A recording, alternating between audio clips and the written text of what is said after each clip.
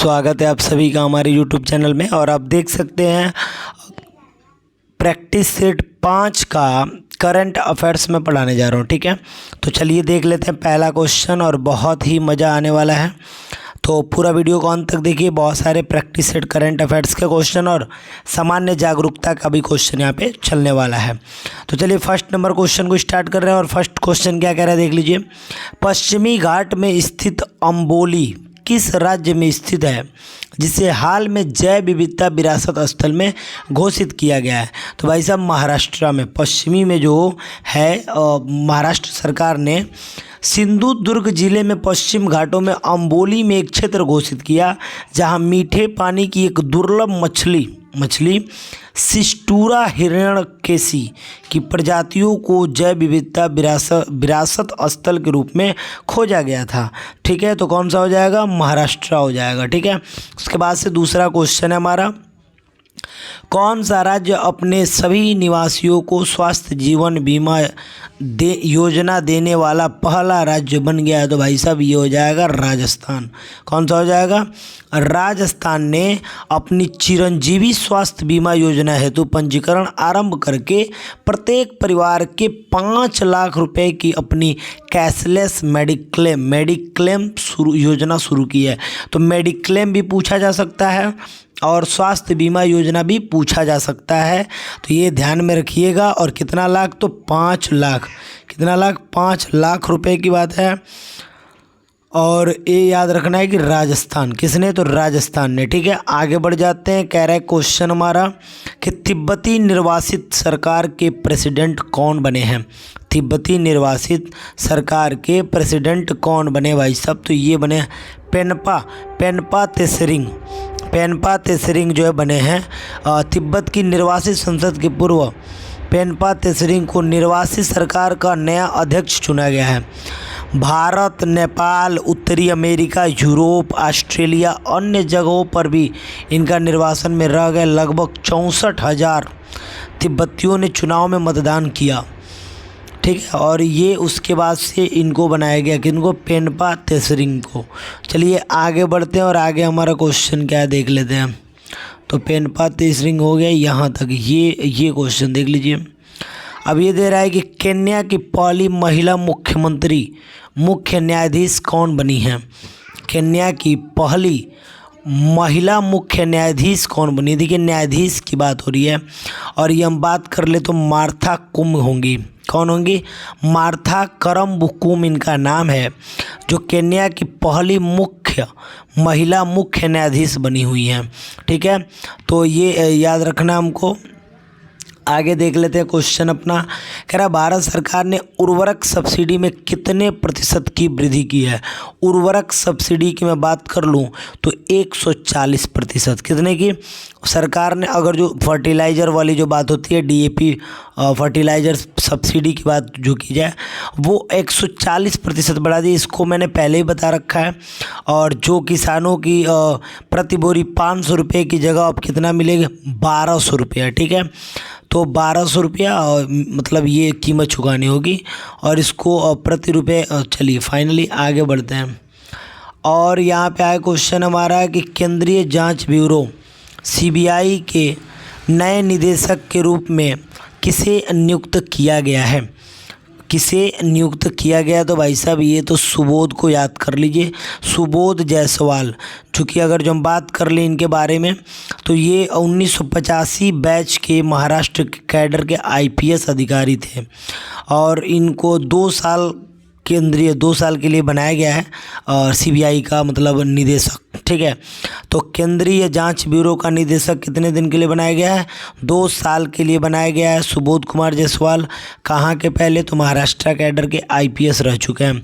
कौन से बैच के? 1985 बैच के। तो ये भी हमको याद रखना है। ठीक है, आगे बढ़ते हैं। और आगे क्वेश्चन क्या हमारा कि सामाजिक विज्ञान निम्न श्रेणी में स्पेन की बात कर रहे हैं। स्पेन के शीर्ष प्रिंसेस ऑफ ऑस्ट्रियस पुरस्कार से किसे सम्मानित किया गया है? तो ये किसे सम्मानित किया गया? तो ये देखिए अमर्त्य सेन जो है ये भारतीय अर्थशास्त्री की मैं बात कर लूँ तो भारतीय अर्थशास्त्री और नोबेल पुरस्कार विजेता हैं अमर्त्य सेन, ठीक है। इनको स्पेन में सामाजिक विज्ञान श्रेणी में 2021 में प्रिंसेस ऑफ ऑस्ट्रियस अवार्ड से सम्मानित किया गया था, ठीक है। तो ये भी हमको याद रखना है। तो आगे बढ़ जाते हैं और आगे क्वेश्चन क्या हमारा देख लेते हैं। तो आगे का क्वेश्चन हम आगे देख लेते हैं। देखिए क्या है, तो ये 59 नंबर पे क्वेश्चन एक रहा, कह रहा है कि माउंट एवरेस्ट फतह करने वाली सबसे तेज महिला कौन बनी है। सबसे तेज महिला कौन बनी है, तो ये हमको याद रखना है। ये त्सांग इन होंग, ये हांगकांग की मतलब है।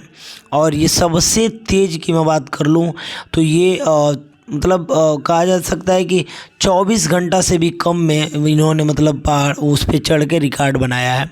25 घंटा 50 मिनट, 25 घंटा 50 मिनट। ये हैं कितने वर्ष की, तो ये हैं 44 वर्ष की।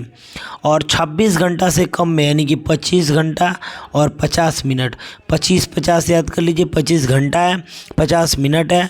और इतना देर में उन्होंने पर्वत 8848 जो कि आप जानते होंगे माउंट एवरेस्ट की जो है ये इतनी हाइट है, इतनी मीटर, यानी आप कह सकते हैं इतना 0.86 होता है मीटर। इतना उन्होंने मात्र 25 घंटा 50 मिनट में ही कवर कर लिया है। तो इनको जो है कौन है ये त्सांग इन होंग कहाँ की हैं, तो बता दीजिए। ये हैं हांगकांग की, ओके। चलिए लास्ट क्वेश्चन हमारा है, किस खेल क्लब ने 2020-21 ला लीगा का खिताब जीता है। ला लीगा देख रहे हैं, ला लीगा का खिताब किसने जीता भाई साहब। तो इसका अब ऑप्शन इसमें दे नहीं रहा है। ऑप्शन के लिए बढ़ते हैं आगे और देखते हैं ये। चलिए तो ऑप्शन है हमारा, देख लीजिए। ऑप्शन का जरा Real Madrid, Real Valladolid, Atletico Madrid, Barcelona, ठीक है। तो इसमें कौन सा हो जाएगा भाई साहब, तो ये हो जाएगा आपका 1 मिनट तीसरा हो जाएगा Atletico Madrid, okay. Atletico Madrid हो जाएगा, ठीक है। 60वां नंबर क्वेश्चन हमारा, देख लीजिए। India and Asian Jio politics the past present नामक पुस्तक किसने लिखा है। तो शिव शंकर मेनन, किसने लिखा भाई, शिव शंकर मेनन ने लिखा है, ठीक है। किसने लिखा है, शिव शंकर मेनन, ठीक है। आगे बढ़ जाते हैं सामान्य जागरूकता के प्रश्न को सॉल्व कर रहे हैं। तो सामान्य जागरूकता के प्रश्न आप देख सकते हैं, बिल्कुल आसान प्रश्न है। और देखिए क्वेश्चन क्या है कि ग्रीष्मकालीन ओलंपिक खेल 2024 किस शहर में आयोजित किए जाने वाला है। ये क्वेश्चन हमारा कि भाई साहब किस शहर में आयोजित किया जाएगा। तो बिल्कुल आसान है, और क्या है तो पेरिस हो जाएगा। कहाँ हो जाएगा, पेरिस, पेरिस, पेरिस। तो पेरिस याद कर लीजिए कि पेरिस मतलब कहाँ पे पेरिस है, तो फ्रांस में है। कहाँ पे है, फ्रांस में है। चलेगा कितना, 26 जुलाई से 11 अगस्त तक चलेगा। 26 जुलाई, देखिए जो ग्रीष्मकालीन ओलंपिक की बात हो रही है ना, ये कितना तारीख से चलेगा भाई साहब, 26 जुलाई से चलेगा, 11 अगस्त तक चलेगा, ठीक। कहाँ होगा, फ्रांस, पेरिस में होगा, ठीक है। चलिए आगे बढ़ते हैं। कह रहा है जादू घोड़ा किस लिए जाना जाता है। जादू घोड़ा की मैं बात कर लूँ तो जादू घोड़ा जो है चंदन के जंगलों के लिए नहीं, हाथ अगर नहीं, ये भी नहीं होगा। एक सींग वाले गेंडों के लिए नहीं, ये हो जाएगा यूरेनियम के भंडारों के लिए। किसके लिए, यूरेनियम के भंडारण के लिए। अगर जो इसकी हम बात कर लें तो भाई भारत में यूरेनियम खदानों में सबसे बड़ा और पहला कोई है तो ये है जादू घोड़ा। कौन सा है, जादू घोड़ा। इसकी ऑपरेशन जो है 1967 में हो गई थी। कितना में हो गया था, 1967 में होने शुरू हो गया था भाई, ठीक है। तो इसमें जादू घोड़ा जो गांव का नाम है। और अगर जो हम इसके प्रदेश की बात कर ले तो झारखंड। कौन सा है, झारखंड है। अगर जो हम जिला की बात कर ले तो सिंहभूम जिला है। कौन सा जिला है, सिंहभूम जिला है, झारखंड प्रदेश है। और जादू घोड़ा जो है उसका गांव का नाम है। और वहाँ सबसे ज़्यादा क्या निकलता है, यूरेनियम निकलता है। पूरे भारत में सबसे अधिक निकलता है भाई साहब। आगे बढ़ जाते हैं। आगे क्वेश्चन क्या हमारा, देख लीजिए। आगे क्वेश्चन है, राष्ट्रपति के चुनाव से उत्पन्न राष्ट्रपति के चुनाव से उत्पन्न सभी संदेहों और विवादों की जांच कराने और निर्णय लेने का अधिकार किसको प्राप्त है। ठीक है, तो ये बहुत बढ़िया क्वेश्चन आप देख सकते हैं। तो राष्ट्रपति और उपराष्ट्रपति की मैं बात कर लूँ कि चुनाव के बारे में विवादों पर फैसला भारत के सर्वोच्च न्यायालय करता है। कौन करता है भाई साहब? भारत का सर्वोच्च न्यायालय, दूसरा कोई नहीं करेगा। ठीक है, आगे बढ़ जाते हैं। आगे कह रहा है कि लोकसभा में किसी विशेष दिन पर चर्चा के लिए स्वीकृत मौखिक उत्तरों के लिए तारांकित प्रश्नों की अधिकतम संख्या कितनी होनी चाहिए। देखिए, अगर जो लोकसभा में जो प्रश्न होता है उसकी हम बात कर लें तो जो तारांकित प्रश्न होता है, जो सदस्य जो मंत्री होते हैं वो अपना मौखिक उत्तर की इच्छा तो रखते ही हैं, लेकिन कंडीशन क्या है कि उनको प्रश्नकाल के दौरान जो है कम से कम 20, अधिकतम संख्या कितनी होनी चाहिए? तो 20 संख्या जो है अधिकतम होनी चाहिए, अधिकतम हो सकता है। आगे बढ़ते हैं और आगे देख लेते हैं आगे क्या कहा जा रहा है, देख लीजिए। आगे कहा जा रहा है निम्नलिखित में से, देख लीजिए, निम्नलिखित में से कौन सी जनजाति सिक्किम की है। क्या बात है भाई साहब, क्या गजब पूछ दिया। भूटिया जो है ना वो सिक्किम की है। सिक्किम में भूटिया, लेप्चा और नेपाली, तीन को ही है, नेपाल उधर साइड में ना। तो भूटिया, लेप्चा और नेपाली लोगों के 3 जातीय समूह है। कितने जातीय समूह है? 3 जातीय समूह है। अगर जो हम बात कर ले तो अंगामी जनजाति कोहिमा और नागालैंड, ठीक है, जो दीमपुर ज़िले में बसी हुई है। अगर जो गोंड जनजाति की बात कर लें तो ये जो है दक्षिण मध्य भारत में बसी हुई है। चेन्नवस यानी कि इसकी चेंचस जनजाति आंध्र प्रदेश, तेलंगाना, कर्नाटक और ओडिशा में बचा हुआ है। ठीक है, तो ये सब की बात मैं बता दी आपको। आगे बढ़ जाते हैं। आगे क्वेश्चन क्या हमारा, पोनंग लोक नृत्य किस राज्य में प्रचलित है। पोनंग कह रहे हैं पोनंग लोक नृत्य किस राज्य में है? तो भाई साहब ये अरुणाचल प्रदेश। किधर है? अरुणाचल प्रदेश में स्थित है। कौन है? पोनंग लोक नृत्य। पोनंग लोक नृत्य अरुणाचल प्रदेश में स्थित है।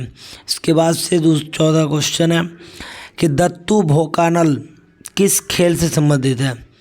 दत्तू भोकानल किस खेल से संबंधित है? तो दत्तू भोकानल की मैं बात कर लूँ तो ये भारत के लिए क्वालिफाई करने वाले एकमात्र भारतीय रोवर हैं।